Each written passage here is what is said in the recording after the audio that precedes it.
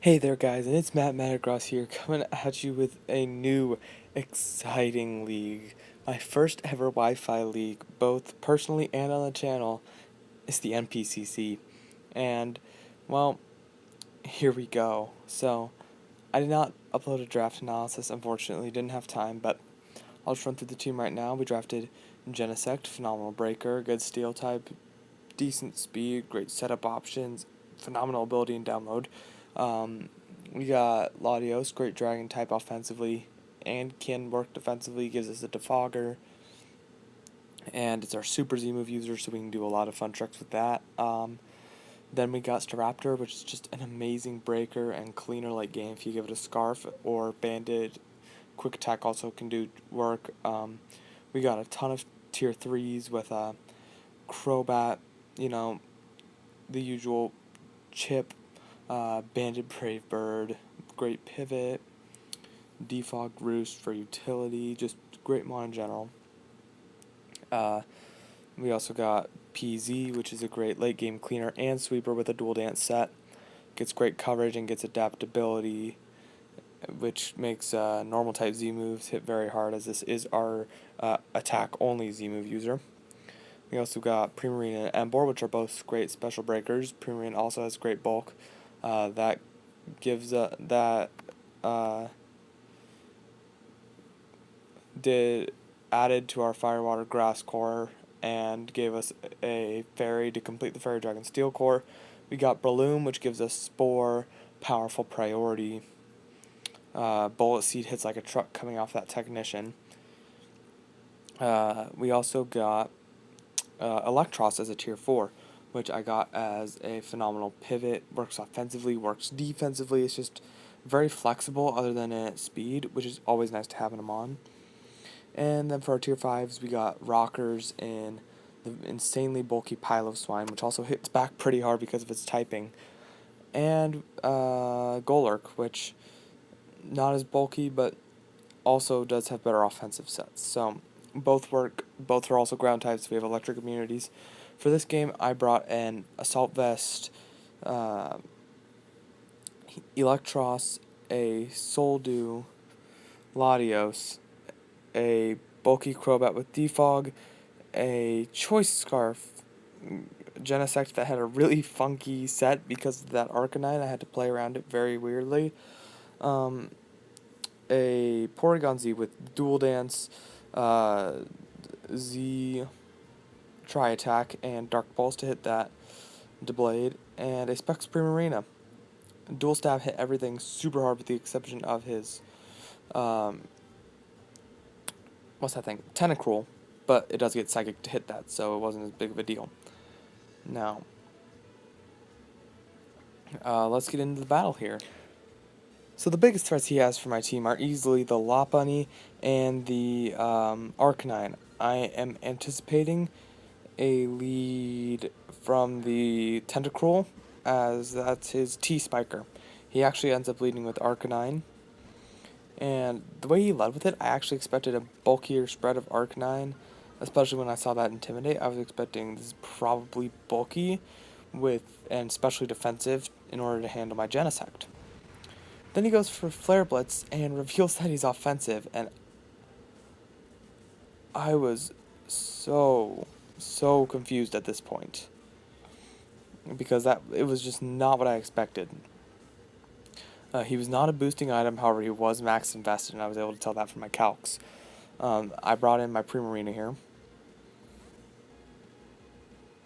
and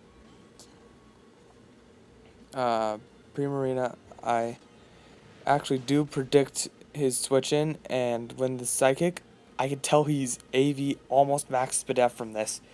Turns out he wasn't quite max Spadef, he did have a little speed in this, and I switch hard into Genesect expecting the Sludge Bomb. He predicts it and clicks the knockoff, which unfortunately gets rid of my Choice Scarf, and this is huge. Losing that Choice Scarf meant I had nothing to outspeed Lop. At this point, I was freaking out. I knew I had to get an agility up at some point. And he also reveals the HP Fire as I do hit his Squidlet with the Psychic, and it does nothing. So at this point, I know I have to get out of there. I'm going into my Crobat because it can beat this thing all day. Now, the nice thing about Tentacruel is that it really can't touch Brad, which is my Crobat. Also, if you have any questions about the nicknames, please leave a comment down below, because I would love to explain them to you, because some of them are very obscure references. But, yeah, so I did U-turn out with Brad here. He does reveal that he is Rough Skin Rocky Helmet Drud, which, it's annoying, but I can deal with it, because it really doesn't get much to hit Crobat, and this also lets my Latios in for free. So Druddo switches out, and I actually predict his switch in here, clicking the Shadow Ball, and no, I click Psychic this turn, and he thinks I was Specs from that damage, and then, I'm sorry, I got a turn ahead of myself, spoilers, here's where I click the Shadow Ball and take it out. Thanks to the Soul Dew, he actually did think I was Specs that first turn, so he stayed in, and got chunked by and just got dropped there. And here, this Lop scared the heck out of me. And I honestly didn't know what to do. So he'll fake out and I'll take it. Basically my thought process was, if he wasn't a fake out Lop, I could actually take any hit, but here I do have to switch out because a return would have killed me from this range. He does reveal here to have Ice Punch as I sack off my Electros. Didn't do as much work as I thought because I did not expect the offensive Arcanine.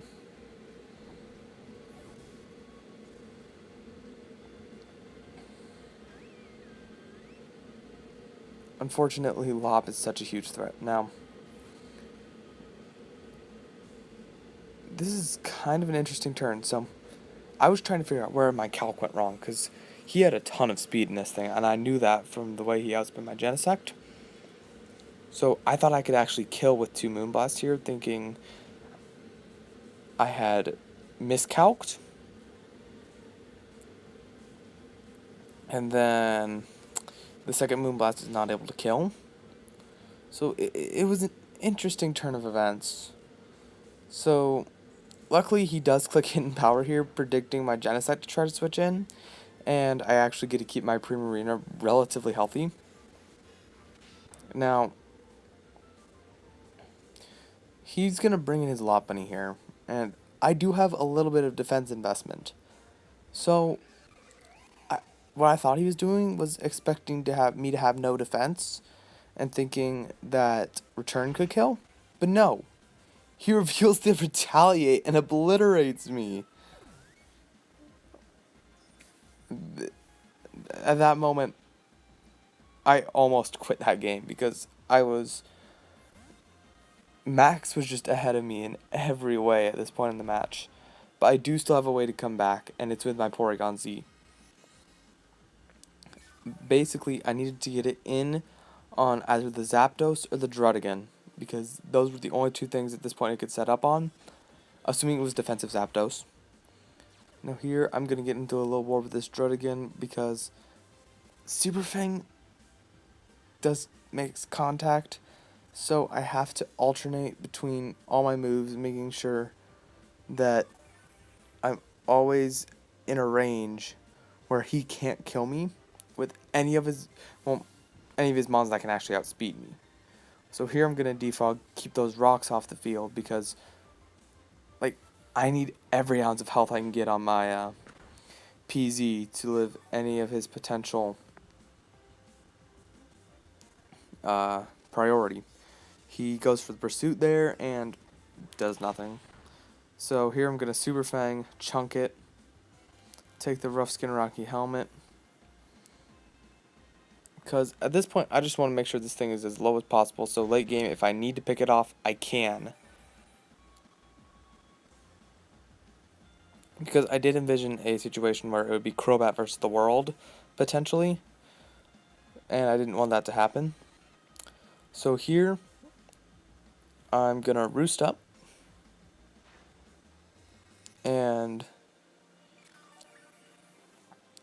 I need to know what kind of a Zapdos this is. This is my first priority. Zapdos was such a huge problem in this match. So I'm going to Super Fang it, put it in instant range of Tri Attack. And he reveals the Discharge, and because this doesn't kill, it reveals he's defensive, which was why I stayed in here. I wanted to make sure if he was defensive or offensive. So, now that I know he's defensive, I'm going to Super Fang again, and make sure that no matter what, even if he's max Spadef AV, from what I've seen in this match, that's possible.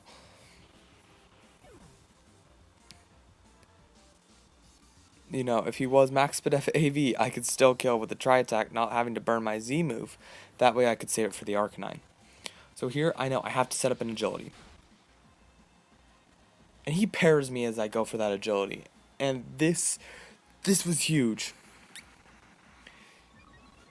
I didn't win the game if he doesn't get that Agility. I mean, if he doesn't get the Para. But I do lose it because he did. And I'll explain that as these turns go on.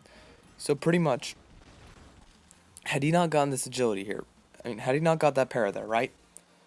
It would have taken 2 priority moves to kill me. Or 3 if 2 of them were both Lop's Fake Out.